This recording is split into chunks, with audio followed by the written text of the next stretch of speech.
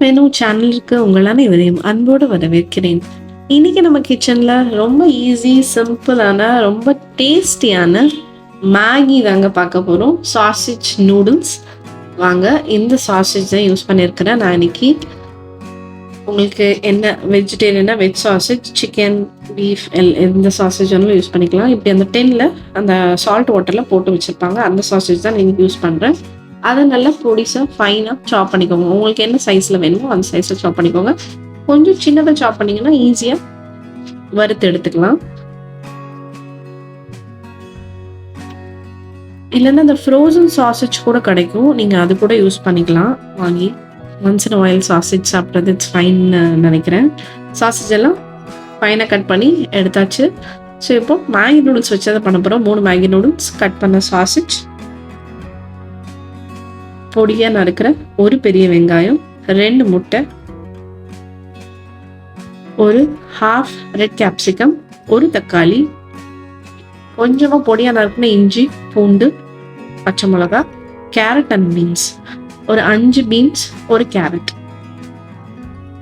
So இப்போ ஒரு pan வச்சுக்கலாங்க. பேனில் எண்ணெய் விட்டுக்கோங்க. கம்மியாக ஒரு டேபிள் ஸ்பூன் எண்ணெய் விட்டுக்கோங்க.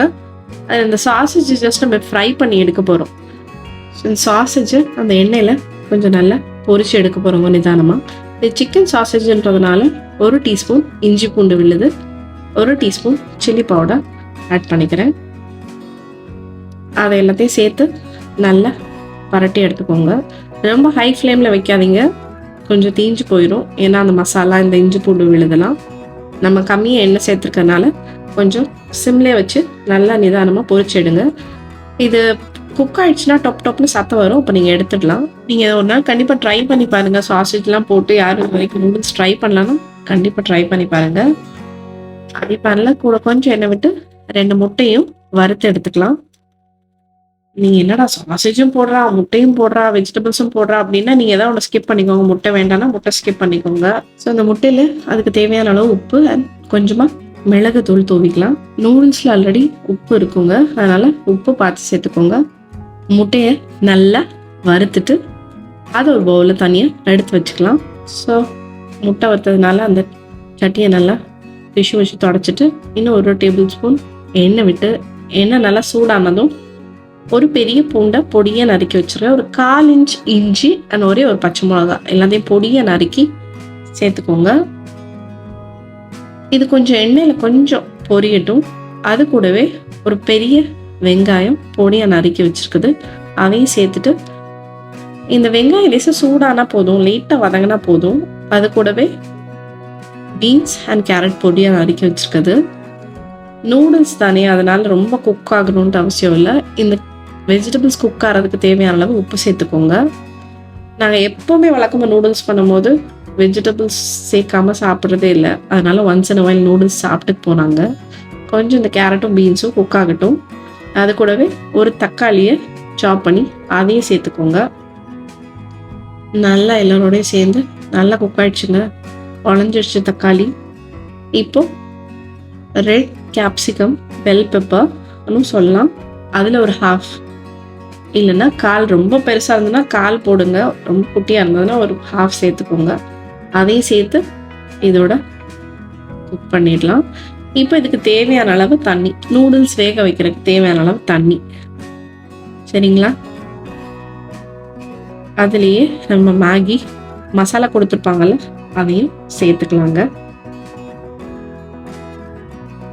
இதில் நம்ம நிறைய வெஜிடபிள் சேர்த்துக்கிறதுனால கூட கொஞ்சம் சில்லி பவுடர் ஆட் பண்ணியிருக்கிறேன்னா, உங்களுக்கு வேண்டாம்னா ஸ்கிப் பண்ணிக்கோங்க. நீங்கள் ரொம்ப காரம் சாப்பிட மாட்டீங்கன்னா அந்த சில்லியை கூட நீங்கள் ஸ்கிப் பண்ணிக்கலாம், சில்லி பவுடரையும் ஸ்கிப் பண்ணிக்கலாம். பட் எனக்கு அந்த வெஜிடபிள்ஸ்லாம் சேர்த்துக்கிறதுனால அந்த மசாலா மட்டும் போட்டால் ரொம்ப சப்புன்னு இருக்குமேன்னு சொல்லிட்டு நான் கொஞ்சம் எக்ஸ்ட்ராவாக மசாலா ஆட் பண்ணியிருக்கிறேன். ஸோ நூடுல்ஸை உடச்சி சேர்த்துக்கோங்க. சில பேருக்கு அந்த நூடுல்ஸை உடைக்காம அப்படியே சேர்த்து நீளமாக சாப்பிட்றதுக்கு பிடிக்கும்.